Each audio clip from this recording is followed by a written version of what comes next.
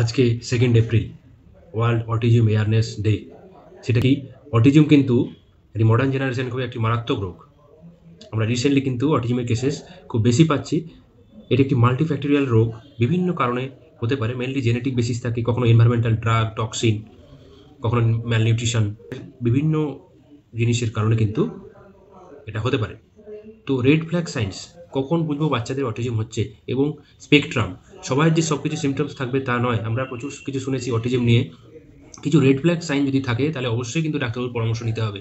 তো প্রথমে বলি, যদি 1 বছরের মধ্যে বাচ্চাকে নাম ধরে ডাকলেও আসছে না বা সাড়া দিচ্ছে না, তাহলে কিন্তু বুঝতে হবে রেড ফ্ল্যাগ সাইন। সেকেন্ড, 18 মাস বয়স পর্যন্ত যদি কোনো মিনিংফুল ওয়ার্ড না বলতে পারে। থার্ড, রেস্ট্রিক্টিভ রিপিটেটিভ বিহেভিয়ার, মানে একই কাজ বারবার করছে। স্পেসিফিক টাইপ অফ ইন্টারেস্ট, কোনো খেলনা নিয়ে এসে। সোশ্যাল বিহেভিয়ারাল কমিউনিকেশন গ্যাপ, মানে তার সমস্যা বাচ্চাদের সাথে কমিউনিকেশন করতে পারছে না, তাদের সাথে মিশতে চাইছে না, একা একা থাকছে, একই জিনিস নিয়ে বারবার খেলছে, একই কথা বারবার বলছে। Specific type of interest.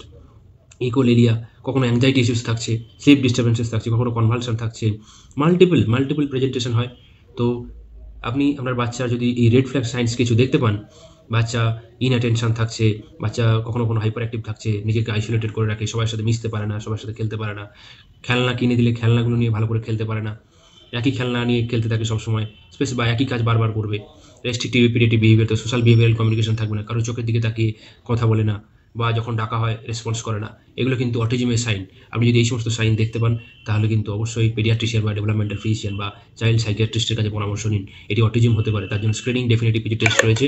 আপনারা অবশ্যই আপনাদের শিশু ডাক্তার বা চাইল্ড স্পেশালিস্টকে দেখিয়ে কিন্তু সেগুলো করবেন। ভালো থাকুন, ভিডিওটি শেয়ার করুন। আজকে world autism day, 2nd April. তো অটিজম নিয়ে অ্যাওয়ারনেসটা খুব জরুরি। যত